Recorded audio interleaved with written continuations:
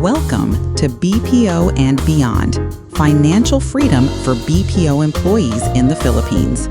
BPO and Beyond podcast helps us empower Filipino BPO professionals to achieve financial freedom through career advancement, smart investing, and entrepreneurship. We deliver actionable strategies tailored to your unique challenges and opportunities. Stop dreaming about financial independence. Start building it. Your promotion, your future, your freedom. Episode 15, Burnout Prevention, Recognizing Signals and Taking Action.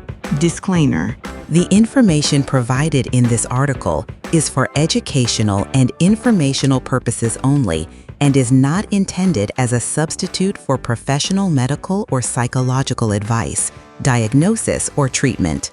Always seek the advice of your physician or other qualified health provider with any questions you may have regarding a medical or mental health condition. Never disregard professional medical advice or delay in seeking it because of something you have read in this article. Welcome back to Career Compass, the podcast that helps BPO professionals in the Philippines navigate their journey toward career advancement and financial freedom. Today, we're tackling a critical issue that affects thousands in our industry: burnout. It's that feeling of constant exhaustion, the growing cynicism about your job, and the sense that you're no longer effective in your role. In the fast-paced BPO world, burnout isn't just a risk, it's a reality that can derail your career goals and impact your well-being. The high-pressure environment, demanding metrics, and night shifts create a perfect storm for physical and mental exhaustion. But burnout is not a sign of failure or weakness. It's a signal that it's time to take action. Today, we will provide a practical guide to help you recognize the signals of burnout and take immediate, actionable steps to prevent it or recover from it. We'll cover everything from in-the-moment stress reduction techniques to long-term strategies for building a sustainable career. Understanding burnout in the BPO context. Before we jump into strategies, let's be clear about what burnout is, especially in our industry. It's more than just stress. It's a state of chronic physical and emotional exhaustion characterized by three main dimensions. Exhaustion. This is the feeling of being completely drained, both physically and emotionally. It's not just being tired after a long shift, it's a deep-seated fatigue that sleep doesn't seem to fix. You might feel it as back pain, headaches, or a constant lack of energy. Cynicism or depersonalization. This is the mental distance you create from your job. You might feel detached from your work, your colleagues, and the customers you interact with.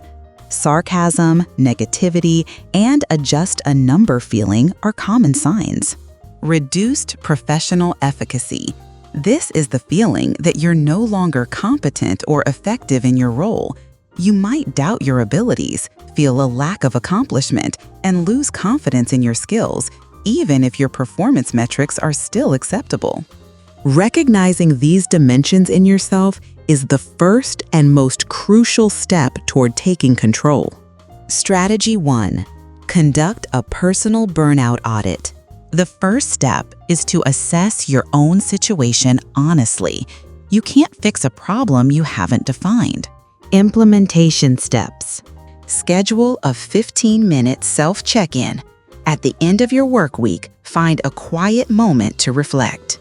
Ask specific questions. On a scale of 1 to 10, how emotionally drained do I feel from my work this week? Am I feeling more negative or cynical about my job than I used to? Do I still feel a sense of accomplishment from my work? Am I experiencing physical symptoms like headaches, stomach issues, or trouble sleeping? Identify your biggest stressors. Pinpoint the top 1-2 things that are draining your energy. Is it a specific account, the call volume, a difficult team dynamic, or the commute? Acknowledge the signals without judgment. The goal here is not to criticize yourself, but to gather data. You are simply observing the signals your body and mind are sending you. Strategy 2. Master micro resets during your shift. You don't have to wait until your day off to recover. Small, intentional breaks during your shift can make a massive difference in managing stress in real time. Implementation steps. Practice the 3-3-3 breathing technique. After a tough call, take a moment. Name 3 things you see and 3 things you hear. Then move 3 parts of your body. This simple grounding exercise pulls you out of a stress spiral and into the present moment. Use the S.T.O.P method before reacting to a stressful email or situation. Stop. Take a breath, observe your thoughts and feelings, and then proceed. This creates a buffer between a trigger and your reaction. Create a post-shift ritual. The moment your shift ends, do something to signal to your brain that work is over. This could be changing your clothes, washing your face, listening to a specific playlist on your commute, or spending 5 minutes meditating before you engage with your family. This is especially crucial for work-from-home professionals to create a clear boundary. Strategy 3. Build and defend your boundaries. Burnout often thrives in an environment with weak or non-existent boundaries. Protecting your time and energy is not selfish, it's essential for long-term performance. Implementation steps. Protect your breaks. Your scheduled breaks are non-negotiable. Don't use them to catch up on work. Step away from your desk, stretch, get some fresh air if possible, and let your mind rest. Learn to say no professionally. If you're asked to take on an extra task when your plate is already full, you can respond professionally. Try saying, "I can definitely help with that. Currently, I'm focused on task A and task B. Which one should I deprioritize to accommodate this new request?" This frames the issue as a matter of resource management, not unwillingness. Use your vacation leaves, VLs. Don't let your leaves accumulate indefinitely.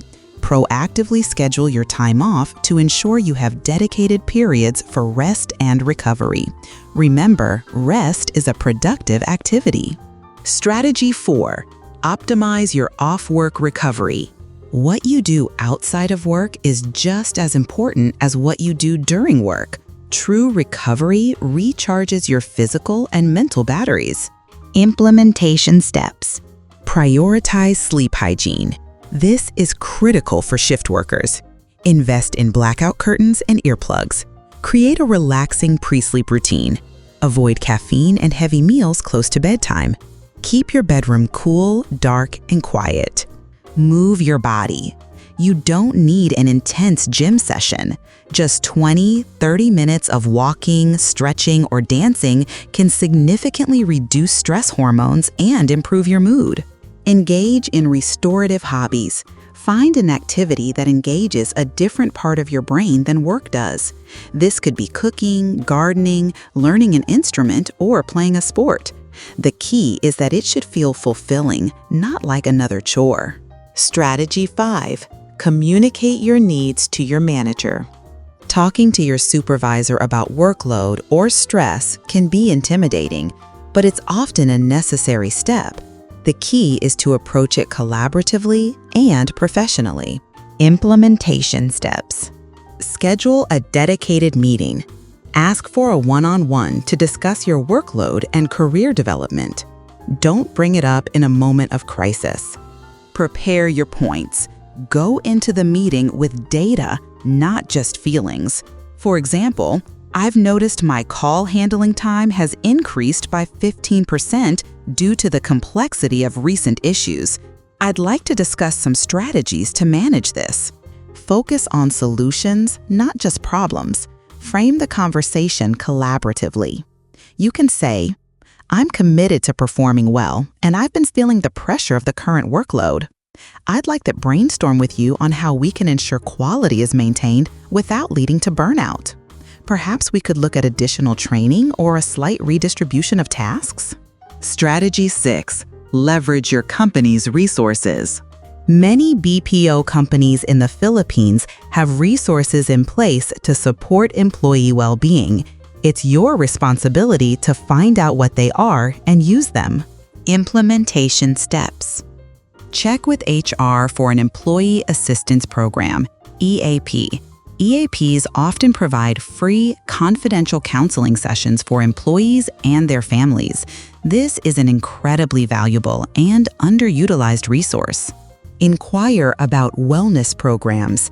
Ask about any company-sponsored gym memberships, wellness seminars, stress management workshops, or mental health talks.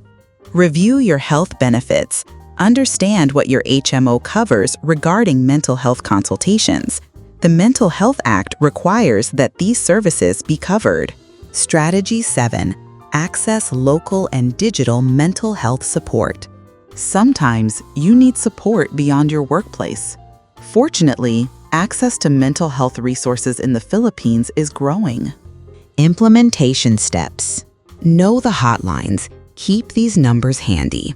National Center for Mental Health, NCMH, Crisis Hotline, 1553, Luzon-wide, 0917-899-8727. Philippine Red Cross, 1158. Explore mental health apps. There are many free or freemium apps that can help with meditation, mood tracking, and mindfulness. Look for apps like Headspace, Calm, or Insight Timer. Connect with a professional. If you're able, seeking therapy can provide you with personalized tools to manage stress and burnout. Your 30-day burnout prevention action plan. Week 1. Assessment and awareness. Conduct your personal burnout audit. Identify your top 1-2 stressors. Track your sleep and energy levels for 1 week. Research your company's EAP and wellness programs. Weeks 2-3. Implementation of micro-habits. Choose one micro-reset technique, like 3-3-3 breathing, and practice it daily. Strictly enforce your break times. No working through lunch. Create and practice your post-shift ritual to disconnect from work. Week 4. Communication and long-term planning. If needed, prepare for and schedule a conversation with your manager about your workload. Schedule one vacation day for the upcoming month. Engage in one restorative hobby for at least an hour. Common challenges and solutions. My company culture celebrates overwork. I'm afraid I'll be seen as not a team player if I set boundaries. Solution. Frame your boundaries in terms of quality and sustainability. Say, I need to take my full break to ensure I'm focused and effective for the second half of my shift. You are connecting your well-being to your performance, which is a language management understands. I feel guilty taking time for myself when my team is so busy. Solution. Reframe rest as a professional responsibility. A burnt-out employee is not an effective team member. By taking care of yourself, you are ensuring you can continue to contribute positively to the team in the long run. You are modeling sustainable work habits for others.